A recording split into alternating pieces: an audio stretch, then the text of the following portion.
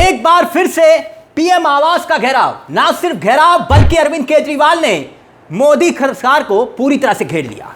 अरविंद केजरीवाल और दूसरी तरफ मोदी शाह ने तैनात कर दी थी आरएएफ और दिल्ली पुलिस, और आखिरकार वही हुआ जिसकी उम्मीद थी। प्रधानमंत्री के सरकारी आवास में देश की जनता की आवाज पहुंचाने के लिए निकले दिल्ली के पूर्व मुख्यमंत्री अरविंद केजरीवाल को रास्ते में ही रोक लिया गया, और फिर देखिए क्या मंजर हुआ। लेकिन केजरीवाल डटे रहे और अंत में प्रधानमंत्री को 2.5 लाख पिटीशन अपने पास मंगवानी पड़ गई। ये जो तस्वीर आप देख रहे हैं ना दोस्तों, ये दिल्ली के फिरोजशाह रोड की है।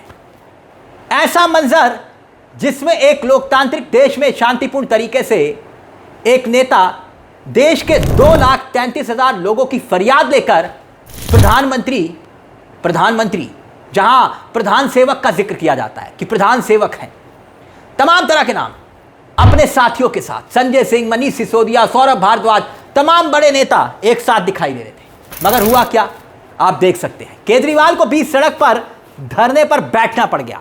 यानी E20 ये एक ऐसा मुद्दा है जो इतना बड़ा बन चुका है जिसको बीजेपी बहुत हल्के में ले रही थी, सरकार बहुत हल्के में ले रही थी, सोच रही थी कि भाई छोड़िए, ये मुद्दा है, जनता कितना आवाज उठा लेगी, कितना शोर मचा लेगी। अरविंद केजरीवाल ने इस मुद्दे को ना सिर्फ उठाया बल्कि ऐलान कर दिया कि वो 4 अगस्त को दोपहर 12 बजे प्रधानमंत्री के घर जाकर उनको देश की जनता की आवाज सुनाएंगे। और हुआ क्या, देखिए, निकले वही टाइम, वही मुकर्रर जो किया था ज्ञापन सौंपने के लिए, पिटीशन देने के लिए। लेकिन अरविंद केजरीवाल पिटीशन देने के लिए निकले और बकायदा वो उससे पहले टाउन हॉल में ऐलान कर चुके थे। लेकिन यहां जो कार्यक्रम था, अब देखिए किस तरह से खचाखच सड़कों पर भीड़ थी। अरविंद केजरीवाल को रोका गया, वो धरने पर बैठे, बोले कि मैं लोकतांत्रिक तरीके से सिर्फ अपनी आवाज उठा रहा हूं। और फिर उसके बाद जमकर प्रदर्शन हुआ और फिर 2.5 लाख पिटीशंस को देखिए कैसे भस्म में लाद कर पीएम तक पहुंचा दिया गया। यानी अरविंद केजरीवाल यहां पर एक बड़ी जीत की तरफ बढ़ते हुए दिखाई दे रहे हैं। जानते हैं क्यों? E20 पेट्रोल, एथनॉल वाला जो पेट्रोल है, उसकी वजह से लोगों की गाड़ियां खराब हो रही है, ऐसा दावा किया जा रहा है। माइलेज गिर रही है, यह भी दावा है।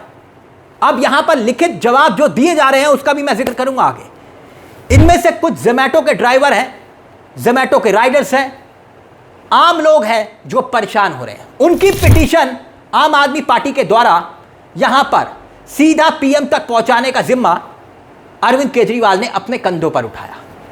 पीएम तक बात पहुंचाने की बात इसलिए हुई क्योंकि जनता ने साइन किए। अरविंद केजरीवाल का दावा है कि भाई 2,33,000 लोगों ने, बकायदा 2,33,000 लोग कम नहीं होते, पिटीशन सेंड। अरविंद केजरीवाल का कहना था कि भाई वही पिटीशन वो प्रधानमंत्री तक पहुंचाना चाहते हैं ताकि प्रधानमंत्री भी देख ले कि हकीकत क्या है। लेकिन आप देख सकते हैं दोस्तों किस कदर यहां पर पुलिस को मुस्तैद किया गया था, आरएएफ को मुस्तैद किया गया था।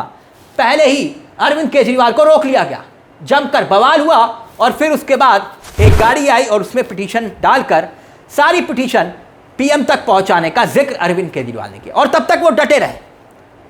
अब एक बहुत बड़ी बात, विपक्ष के पास अपनी आवाज जनता के बीच ले जाना उसका लोकतांत्रिक अधिकार है, सरकार के पास ले जाना यह भी लोकतांत्रिक अधिकार है। लेकिन इसके अलावा क्या विकल्प बचा था अरविंद केजरीवाल के पास कि वो पीएम आवाज कूच करते? कोई सुनवाई हो रही थी? क्योंकि प्रधानमंत्री संसद में तो आते हैं लेकिन संसद के भीतर नहीं जाते। आप जानते कैसे? अब मैं एक तस्वीर आपको दिखाता हूं। यह धरने की तस्वीर तो आपने देखी, अब देखिए पीएम मोदी की तस्वीर। आप देखिए पीएम मोदी संसद में आए, लगभग रोज आते हैं, सुबह आते हैं। एनडीए के मंगल मिलन, अब ये कौन सा मंगल मिलन है मालूम नहीं हमें, लेकिन एनडीए का मंगल मिलन में शामिल होते हैं पीएम मोदी। मूड भी जबरदस्त है, कोई टेंशन नहीं, कोई दिक्कत नहीं, कोई समस्या नहीं, चेहरे पर मुस्कुराहट है। अब ये मुस्कुराहट असली है या फिर आप खुद तय करिए, बॉडी लैंग्वेज है। और अब इसके बाद नितिन नवीन के साथ गुफ्तगू कर रहे हैं। गजब है साहब, संसद में मंगल मिलन हो रहा है लेकिन संसद के भीतर कोई मिलन नहीं हो रहा। बीजेपी के राष्ट्रीय अध्यक्ष खुद अपनी सीट हार गए, खुद अपनी सीट नहीं जितवा पाए बांकीपुर, और वहां पीएम उनके साथ गुफ्तगू कर रहे हैं। कौन सी गुफ्तगू हो रही है मालूम नहीं है, लेकिन जनता वहां इंतजार कर रही है कि पीएम संसद में कब आएंगे। संसद में पहली बार माथा टेकते हुए अंदर घुसे थे, ऐसा लगा था कि 100% अटेंडेंस होगी साहब की, 100% अटेंडेंस होगी। लेकिन जितने दिन वो मंगल मिलन या फिर विदेश या मंगल मिलन, इसके अलावा संसद नहीं। ये तो छोड़िए, अब इनके जो सबसे बड़े चाणक्य हैं मिस्टर अमित शाह, वो भी बैठे हुए हैं, लेकिन वो भी संसद में नहीं आते। इसे कहते हैं जनता को ठेंगा दिखाना, इसे कहते हैं लोकतंत्र का मजाक बनाना। क्या कर लोगे? चुनाव जीतवा दिया, बस बात खत्म। संसद आ तो रहे हैं, मंगल मिलन हो तो रहा है, संसद के भीतर जाएं या ना जाएं हमारी मर्जी, जाएंगे तो मोदी मोदी के नारे लगेंगे। इसीलिए अब आइए फिर से वापस अरविंद केजरीवाल की तस्वीरों पर। अरविंद केजरीवाल, और इससे पहले आपको याद होगा राहुल गांधी भी इसी तरह से धरने पर बैठे थे पीएम आवास के बाहर, और तब भी अरविंद केजरीवाल यहां पर धरने पर बैठे, तब भी खूब बवाल हुआ। उस वक्त भी राहुल गांधी को घसीट कर ले जाया गया था, वो तस्वीरें आपको याद होंगी, पुलिस घसीट कर ले जा रही थी, जमकर बवाल हुआ था। तब भी वो राहुल गांधी को स्टेडियम में हिरासत में रखा गया था। लेकिन अब यहां अरविंद केजरीवाल का अगर हम जिक्र करें तो ये वो मुद्दा है जिस मुद्दे को कोई छू नहीं रहा था। यह मुद्दा जन जन का मुद्दा है, और यह मुद्दा इतना महत्वपूर्ण है, इसको लेकर अरविंद केजरीवाल ने खुलकर ना सिर्फ बात की, बल्कि इस मुद्दे को प्रधानमंत्री आवास तक पहुंचा दिया है, एक आवाज बनके कि भाई आपको सुनना पड़ेगा कि जनता क्या कह रही है, फिर आप तय करिए कि आपको करना क्या है। और इतना ही नहीं, अरविंद केजरीवाल ने इतना गंभीर आरोप लगाया है कि ये जो एथनॉल वाला मसला है ना, इसमें भी ट्रंप का ही खेल है, ट्रंप का खेल है, ट्रंप का दबाव है, इसी वजह से मोदी जी ने यह फैसला लिया है। अब भाई आप कहेंगे कि गडकरी, आप कहेंगे कि वो एप्स्टीन, माफ करिए, वो पेट्रोलियम मंत्री हरदीप पुरी, उनका कोई लेना देना है या नहीं है, लेकिन पीएम मोदी का क्या लेना देना है, इसको इस बात से समझिए कि यहां सीधे तौर पर अगर कोई फैसला हो रहा है तो वो कैबिनेट के द्वारा हो रहा है, और कैबिनेट को लीड कौन कर रहा है? मोदी। तो ऐसे में फैसला तो मोदी का हुआ ना, और जब पीएम मोदी का यह फैसला हुआ तो फिर सवाल किस पर उठेंगे? और अरविंद केजरीवाल सीधा आरोप लगा रहे हैं कि यह सब कुछ ट्रंप के इशारे पर हो रहा है कि एथनॉल जो अमेरिका को बेचना है, वो अमेरिका को भारत को भेजना है, इसलिए ट्रंप अपना एथनॉल बेचने के लिए मोदी पर दबाव बना रहे हैं और मोदी घुटने टेक रहे हैं। सुन लीजिए। अभी हम लोग 2,33,238 पिटीशंस लेके प्रधानमंत्री जी को देने के लिए निकले थे। एक महीना पहले उनसे E20 के मुद्दे पे चर्चा करने के लिए समय मांगा था, उनका कोई जवाब नहीं आया। आज हम उन्हें पिटीशंस देने के लिए निकले थे, उन्होंने जवाब दिया कि मैं नहीं मिलूँगा। तो बेसिकली ये तानाशाही की वो दिखाता है। जिस तरह से उन्होंने नीट वाले पूरे एपिसोड में तानाशाही दिखाई, ऐसे ही इस पूरे E20 के मुद्दे पे जिस तरह से वो अड़े हुए हैं, उनकी सरकार ने खुद पार्लियामेंट में माना है कि हाँ माइलेज तो कम होती है पर थोड़ी होती है, हाँ उसके इंजन के पार्ट तो खराब होते हैं पर रबड़ के पार्ट खराब होते हैं। तो भाई जब इंजन के पार्ट भी खराब होते हैं, माइलेज भी खराब होती है, तो फिर क्यों ज़बरदस्ती कर रखी है? तो देखने में पता चलता है ज़बरदस्ती इसलिए कर रखी है कि ट्रंप वो मोदी जी के सर पे बैठा है। ट्रंप इनको इतना दबाव डाल रहा है कि मोदी जी की हिम्मत नहीं है ट्रंप के सामने ना कहने की। ट्रंप जो है वो ज़बरदस्ती कर रहा है कि अमेरिका से इथेनॉल खरीद के भारत में बेचो, इसलिए ये पूरा E20 आया हुआ है। आज हम पिटीशंस लेके गए थे, सारी पिटीशंस रस्सी से बांधी हुई थी, लेकिन किसी वजह से वो रस्सियाँ खुल गई, वहाँ पे कई सारी पिटीशंस इधर उधर हो गई। तो अगर प्रधानमंत्री दफ्तर कहेगा तो हम पूरी सारी पिटीशंस का एक फ्रेश सेट उन लोगों को भिजवा देंगे, और उसके ऊपर वो गौर करके अगर 2,33,000 लोगों ने इतनी जल्दी साइन कर दिया तो जाहिर है कि पूरे देश के अंदर इसके ऊपर कितनी ज़्यादा बेचैनी है।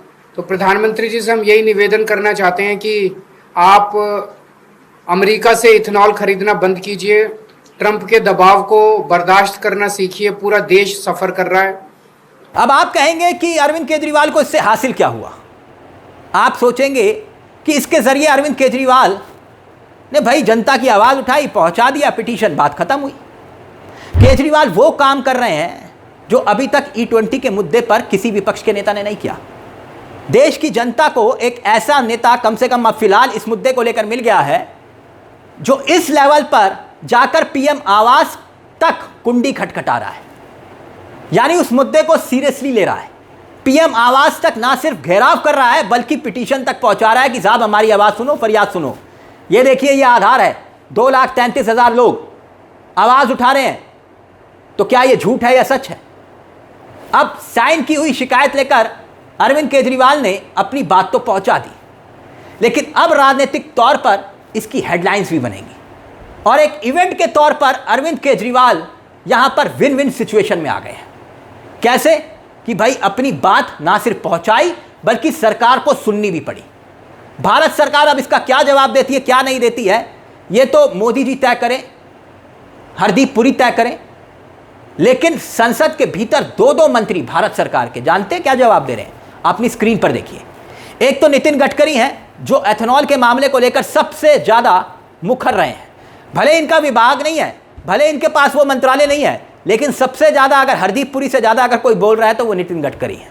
संसद में लिखित बयान क्या दिया है इन्होंने, आपकी स्क्रीन पर है, जिसमें वो जवाब देते हुए कह रहे हैं कि भाई 2 से 6% तक आपका माइलेज कम हो सकता है, यानी आपकी गाड़ी का 2 से 6% तक। ठीक वही मोदी जी के एक और मंत्री हैं, देखिए इसी खबर में लिखा है, मोदी जी के एक और मंत्री हैं, वो है पेट्रोलियम और नेचुरल गैस के स्टेट मिनिस्टर सुरेश गोपी। उन्होंने राज्यसभा में बयान दिया कि 3 से 5% तक कम हो सकता है। तो दोनों मंत्री पहले बैठकर ये तय कर लें कि आखिरकार किसका कितना माइलेज कम हो सकता है। एक मंत्री कह रहा है कि 3 से 5, एक मंत्री बोल रहा है 2 से 6। अच्छा, मतलब आप कह सकते हैं कि 3 से 5 एक मंत्री और दूसरा कह रहा है 2 से 6। 2 और 6 में तो बहुत अंतर है साहब, और यहीं पर ही सवाल खड़े होते हैं। खैर, इन सवालों के इर्द गिर्द अरविंद केजरीवाल ने जो मुद्दा उठाया है, इस मुद्दे को लेकर आप क्या सोचते हैं? क्या यह तरीका सही था? अरविंद केजरीवाल कह रहे हैं कि अगर यह तरीका सही नहीं था तो फिर तरीका क्या हो सकता है? अरविंद केजरीवाल लगातार इस मुद्दे को उठा रहे हैं और जनता लगातार जुड़ रही है। 2,33,000 का आंकड़ा कम नहीं होता है। और जब यह कार्यक्रम अरविंद केजरीवाल कर रहे थे इससे पहले टाउन हॉल में, तब उस वक्त 7 लाख से ज़्यादा लोग अरविंद केजरीवाल को देख रहे थे, और यह आंकड़ा भी कम नहीं होता। खैर, इस मुद्दे को लेकर आपकी क्या राय है? आपको क्या लगता है ये एथेनॉल वाला मुद्दा जो है, ये मोदी सरकार के लिए बहुत बड़े गले की फांस बनने वाला है, जैसे कि पेपर लीक का मुद्दा? अपनी राय कमेंट बॉक्स में जरूर दीजिएगा। मुझे तिलक चावला को दीजिए इजाजत, बेल आइकॉन दबा लीजिएगा। मंच आप ही का है। नमस्कार, जय हिंद, जय भारत।